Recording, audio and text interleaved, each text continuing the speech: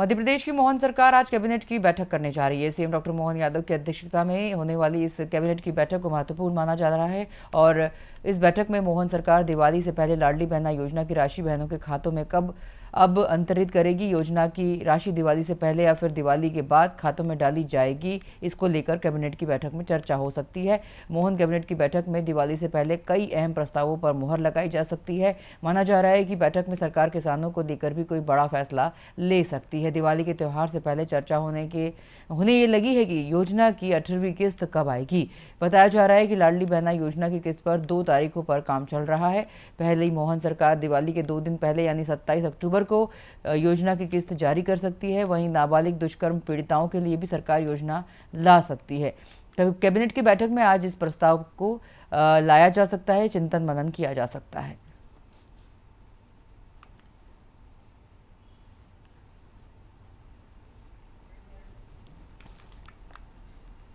और अब जो कि उज्जैन सिंहस्थ से लेकर जुड़ी हुई खबर आपको बता दें कि सीएम डॉक्टर मोहन यादव ने बड़ा ऐलान किया है। सरकार उज्जैन को हरिद्वार की तर्ज पर साधु संतों के लिए परमानेंट आश्रम बनाने की योजना बना रही है। सीएम ने उज्जैन में सिंहस्थ की तैयारियों को लेकर जानकारी दी है।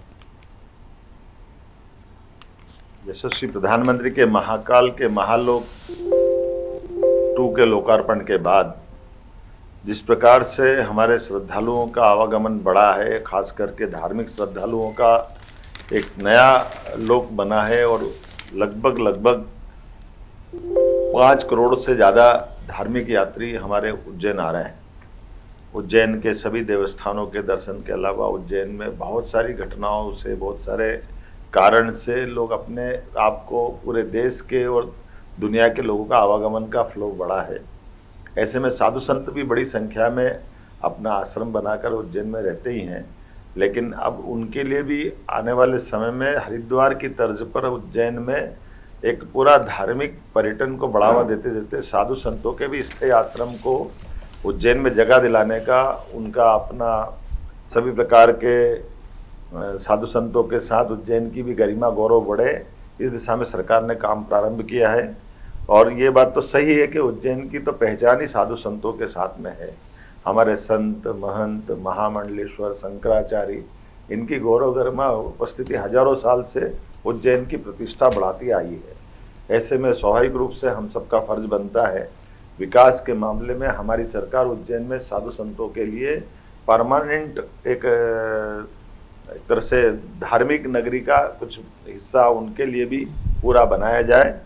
इसीलिए उज्जैन विकास प्राधिकरण के माध्यम से मध्य प्रदेश सरकार ने एक बड़ी योजना उज्जैन के लिए बनाई है, जिसके कारण से उज्जैन में हमारे 13 ही अखाड़ों के सभी महामंडलेश्वर, संत, महंत, अखाड़ा के प्रतिनिधि अगर भूमि चाहेंगे तो हम पर्याप्त भूमि उज्जैन में उपलब्ध कराएंगे और वो अपना आश्रम स्वयं बनाए। इसके लिए हम उस आवश्यक रूप से मूल इंफ्रास्ट्रक्चर पे काम कर रहे हैं, जैसे सड़क, पुल, नाली, बिजली और आवागमन के सभी मार्ग, उज्जैन से जाने आने वाले 4 लेन, आवश्यकता पड़ी तो 6 लेन, और इस प्रकार की सुविधा जुटा रहे हैं जिसके कारण से धार्मिक पर्यटन के लिए उनके साथ में आने वाले भक्तों को भी कोई कष्ट नहीं हो।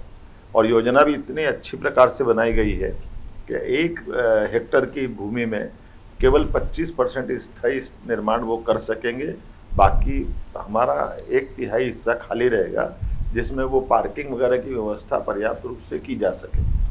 हम उम्मीद कर रहे हैं कि जैसा हरिद्वार में जब कुंभ मेला का आयोजन होता है तो वहाँ अधिकांश साधु संत, महामंडलेश्वर अपने अपने आश्रमों से उस पूरे कुंभ में अपनी उपस्थिति दर्ज कराते हैं या सभी गतिविधियों को संचालित करते हैं।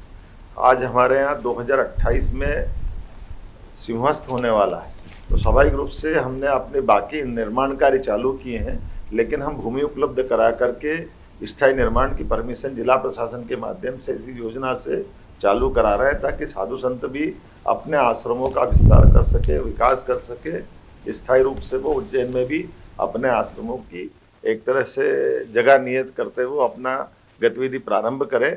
मैं उम्मीद करता हूं कि ये योजना के माध्यम से उज्जैन की गरिमा और बढ़ेगी, और ख़ास करके जब सिंहस्थ होता था तो अस्थायी निर्माण जब हमारे द्वारा टेंट सिटी बनाते हैं तब आंधी, तूफान, बारिश के कारण से हर बार टेंट उड़ जाते हैं, बाद में तकलीफ आती है, या टेम्परेरी एक्विजिशन करने के कारण से कई सारे कष्ट आते हैं, जिसमें ड्रेनेज की सिस्टम बिगड़ जाता है, आने जाने के मार्ग, काली मिट्टी की जमीन होने के कारण तकलीफ होती है।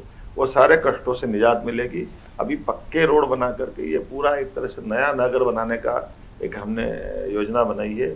मेरी अपनी ओर से इस अवसर पर आप सबके माध्यम से संदेश भी देना चाहूँगा कि पहले हमारे साधु संत महामंडलेश्वर सभी अखाड़े के लोग जो अपना कैंप लगाते हैं उनके लिए भी व्यवस्था रहेगी, और वो केवल सिंहस्थ नहीं, पूरे साल इस प्रकार की गतिविधि संचालित करें। हर साल वो अपनी इन व्यवस्थाओं का हिस्सा बनाए।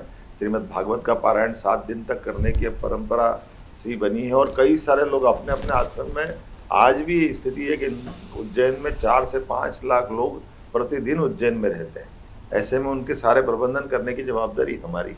इसी के साथ साथ हमने एक और इसमें योजना बनाई है, साधु संतों के अतिरिक्त सभी सामाजिक संस्था, सभी प्रकार के इन तरह की गतिविधियों को संचालित करने वाले सनातन धर्मियों के लिए भी पर्याप्त रूप से भूखंड हम रखने वाले हैं, ताकि यहाँ धर्मशालाएं, अन्न क्षेत्र या अपनी इस प्रकार की गतिविधि जो हमारे इस सनातन धर्मी व्यवस्थाओं में आवश्यक होती है, उनके लिए धर्मशाला वगैरह बनाने के लिए स्कूल, कॉलेज, हॉस्पिटल या जन सेवा के वृद्धाश्रम या जो इस प्रकार के काम करना चाहे, जो जनहितैषी काम है, समाज हितैषी काम है, इन सबके लिए भी पर्याप्त भूमि का प्रबंधन हमने किया है। हमने इसमें कल्पना की है कि इस पूरे क्षेत्र में किसी भी हालत में निजी या कमर्शियल गतिविधि को हम नहीं करने देंगे। इसका हमने प्रतिबंध रखने के भी प्रावधान किए, लेकिन ये धार्मिक गतिविधियों को बढ़ावा देने की दिशा में मध्य प्रदेश सरकार बड़ा कदम उठा रही है। मेरी अपनी ओर से इस योजना की आप सबको